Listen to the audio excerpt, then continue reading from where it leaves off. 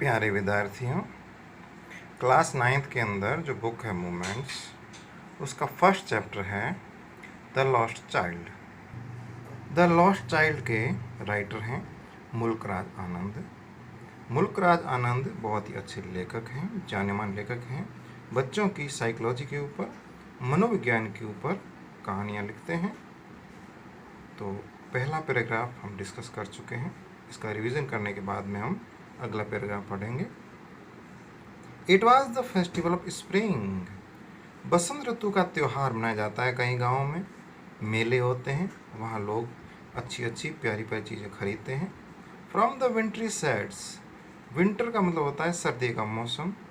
सैड्स of narrow lens, और वहाँ पे संकड़ी गलियाँ, और वहाँ पे गैली यानी हंसी खुशी से लोग प्रफुल्लित होते हुए, ह्यूमनिटी यानी चारों ओर मानवता जो है बड़ी खुश होती हुई, क्योंकि स्प्रिंग जो है बसंत का जो मौसम है वो बड़ा ही आनंददायी मौसम होता है। सम वॉक्ड, कुछ लोग चल रहे हैं ग्रामीण। सम रोड ऑन हॉर्सेज, कुछ लोग घोड़ों के ऊपर चढ़े हुए यानी घुड़सवारी कर रहे हैं। अदर सैट, कुछ बैठे हुए हैं। Being carried in bamboo, bamboo यानी बांस के। एंड बुलोक यानी बैलगाड़ी के अंदर चढ़े हुए लोग जा रहे हैं उस मेले के अंदर, मेले का आनंद उठाने के लिए। वन लिटिल बॉय, एक छोटा सा लड़का, रैन बिटवीन, दौड़ता है, बिटवीन हिज फादर्स लेग, अपने पिता के पैरों के बीच में से होता हुआ। उसे दिखती है उस फेयर के अंदर, उस मेले के अंदर रंग बिरंगी दुकानें, खिलौनों की दुकानें, मिठाई की दुकानें, ब्रिमिंग ओवर, भरपूर, एकदम जीवन से भरा हुआ, लाइफ एंड लाफ्टर, जीवन के अंदर हंसी एंड जीवन के अंदर खुशी। अगला पेज, नया पैराग्राफ। कम चाइल्ड कम, आओ बच्चे आओ। कॉल्ड हिज पेरेंट्स, अपने माता पिता को बुलाता है। एज ही लैग्ड बिहाइंड, जब वो पीछे रह जाता है। फैसिनेटेड, फैसिनेटेड का मतलब होता है आकर्षित होना। By the toys in the shop, दुकानों के अंदर जो टॉयज देख रहा है, वो खिलौने देख रहा है। दैट लाइन द वे, जो कि उस रास्ते से जा रहे हैं। उस बच्चे को बड़ा ही उस मेले के अंदर आनंद आ रहा है। एक वर्ड है कॉल्ड। कॉल का मतलब बुलाया, पुकारा। तो कॉल फर्स्ट फॉर्म है, कॉल, कॉल्ड, कॉल्ड, इसका अर्थ होता है पुकारना। तो पेरेंट्स यानी माता पिता। लेग्ड का अर्थ है पीछे रह गया। वो पीछे क्यों रह गया? दुकानें देख के। बिहाइंड यानी पीछे। Fascinated, FASCINATED, fascinated by the toys, वो खिलौने। इन द शॉप्स, उन दुकानों के अंदर। दैट लाइन द वे, जो कि लगातार जमाए हुए थे, एक सिलसिलेवार क्रमशः जमाए हुए थे।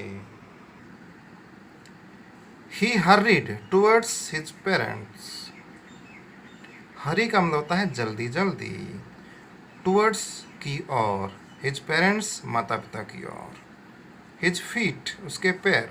ओबीडियंट यानी आज्ञाकारी उसके पैर थे, यानी अपने माता पिता की आज्ञा का पालन करता था। टू देयर कॉल, उनके बुलाने पर। हिज आइज, उनकी आँखें।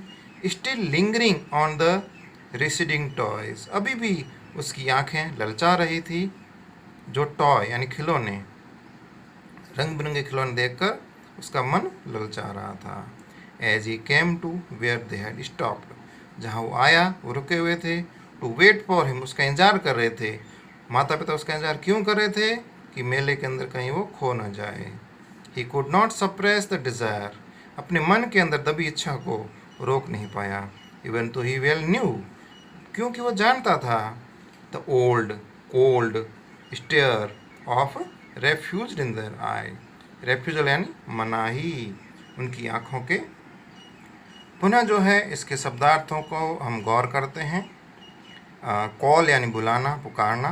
पेरेंट्स का मतलब माता पिता। लेग्ड, रह जाना। बिहाइंड यानी पीछे।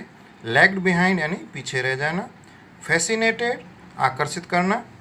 टॉयज, खिलौने। शॉप यानी दुकान। हर्री यानी जल्दी जल्दी। पेरेंट्स का मतलब आपको पता है, माता पिता।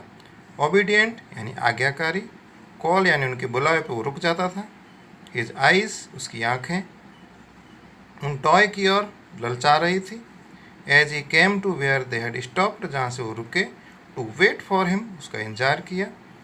He could not suppress, SUPPRESS, suppress यानी अपनी इच्छा को नहीं दबा पाया। हर्ट यानी मन के अंदर इसकी इच्छा थी उन टॉयज़ को परचेज करने की, लेकिन उसे पता था, ही वेल न्यू, वो जानता था, ओल्ड कोल्ड स्टेयर, उसके फादर जो है, उसके पिता जो है, स्टेयर यानी घूरना, घूरते थे उसे, रेफ्यूजल यानी उनकी आंखों में मनाई थी, in their eyes. I want that toy, मेरे को खिलौना चाहिए। ही प्लीडेड, उसने प्रार्थना किया, उसने रिक्वेस्ट किया अपने माता पिता से। जैसा कि हम अपने घरों में देखते हैं, माता पिता से जब कोई रिक्वेस्ट की जाती है उनको गुस्सा आता है, लाल लाल आँखों से हमारी ओर देखते हैं। His father looked at him, उसके पिता ने उस बच्चे की ओर देखा लाल लाल आँखों से, यानी गुस्से वाली आँखों से। In his familiar tyrant way, tyrant शब्द का अर्थ है तानाशाही। जैसा कि हमें पता है, घर के अंदर पिता का व्यवहार जो है बड़ा ही तानाशाही भरा होता है, क्योंकि वो हर चीज़ को मैनेज करके चलते हैं। हमें लगता है कि वो तानाशाही कर रहे हैं, लेकिन जब हम बड़े होते हैं, हमारे जो परिवार होता है, हम उसी चीज़ का एहसास होता है, उनकी फीलिंग्स का एहसास होता है कि वो तानाशाही नहीं थी। हिज मदर, उसकी माता, मेल्टेड, पिघल जाती है, by the free spirit of the day was tender, दिन कैसा था, एकदम सॉफ्ट था, कोमल था। And giving him finger to hold, उसकी अंगुली पकड़ते हुए, and said look child what is before you, बच्चे को जब बहलाना फुसलाना होता है तो हमें कहते हैं बेटा और दुकानें हैं, आगे और भी दुकानें हैं, उन दुकानों पे बहुत सारी चीज़ें हैं, इन चीज़ों की ओर बाद में देखेंगे, पहले नई नई चीज़ें हम देखते हैं। It was a flowering mustard field, जो लोग चल रहे थे वो मस्टर्ड, मस्टर्ड का, तो बच्चे चल रहे थे वहाँ पे, तो बीच में क्या था, it was a flowering mustard field, mustard यानी सरसों, सरसों का खेत था। पेल लाइक मेल्टिंग, और पेल यानी पीले, ऐसा लग रहा था कि सरसों के खेत के अंदर सोने को पिघलाया गया है। पेल लाइक मेल्टिंग गोल्ड, सोना पिघलाया गया है। As it swept across miles and miles of even land, ऐसा लग रहा है कई मीलों दूर हम चल चुके हैं। तो प्यारे विद्यार्थियों, हमने 2 पैराग्राफ पढ़े। चैप्टर का नाम है द लॉस्ट चाइल्ड। तो हम इसके क्वेश्चन आंसर डिस्कस करेंगे। शब्दार्थ हम पहले डिस्कस कर चुके हैं। तो इसका फर्स्ट क्वेश्चन जो है, what are the things the child sees on his way to the fair, why does he lag behind. तो प्यारे विद्यार्थियों, यहाँ थिंक अबाउट इट लिखा हुआ है। यहाँ पे फर्स्ट क्वेश्चन दिया हुआ है, what are the things the child sees on his way to the fair, why does he lag behind.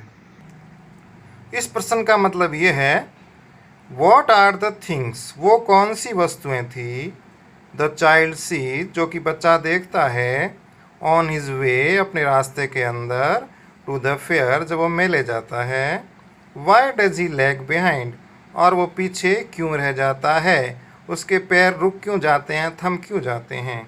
वो कौन सी वस्तुएं हैं जिन्हें बच्चा मेले में देखता है और वह पीछे क्यों रह जाता है, कारण क्या है इसका। तो प्यारे विद्यार्थियों, जैसा कि हमने चैप्टर के अंदर पढ़ा है, 2 पैराग्राफ डिस्कस किए, उसके अंदर भी आया है कि जो टॉयज़ देखता है तो उसकी आंखें वहीं टक टक ही रुक जाती है। फ्लावर्स देखता है, वहाँ पे फ्लावर्स के जो है बने हुए मालाएं, फूलों की मालाएं बनी हुई, गार्लैंड बने उनके, स्वीट मीट्स, मिठाइयों की दुकान अब देख के रुक जाता है, बैलून्स देखता है, और बहुत सारी चीज़ें हैं। तो इसका आंसर ऐसे लिखेंगे हम, toys, flowers, sweetmeats are the things the child sees on his way, अपने रास्ते में देखता है, टू द फेयर, जब वो मेले के अंदर जाता है। ही फैसिनेटेड बाय द थिंग्स, उन चीज़ों को देखकर वो आकर्षित हो जाता है, और वो लैग्स बिहाइंड, वो पीछे रह जाता है। तो प्यारे विद्यार्थियों, आप जो है इन दोनों पैराग्राफ को अच्छे से पढ़ें, पूरे चैप्टर को पढ़ें, और इसके हिंदी अनुवाद करने का प्रयास करें, इसके कठिन शब्दार्थों को लिखें और कोई भी समस्या हो तो मुझसे संपर्क करें। और आगे जो है इस चैप्टर के बारे में, इसके पैराग्राफ के बारे में, इस स्टोरी का क्या अंत हुआ उसके बारे में भी हम पढ़ेंगे। तब तक के लिए जो है आप जो है इन चीज़ों को पढ़ते रहें, रिवीजन करते रहें। आपको पता है अंग्रेजी के अंदर जितनी आपकी वोकेबुलरी अच्छी होगी उतना ही आप अच्छी तरह से लिख पाएंगे। धन्यवाद विद्यार्थियों।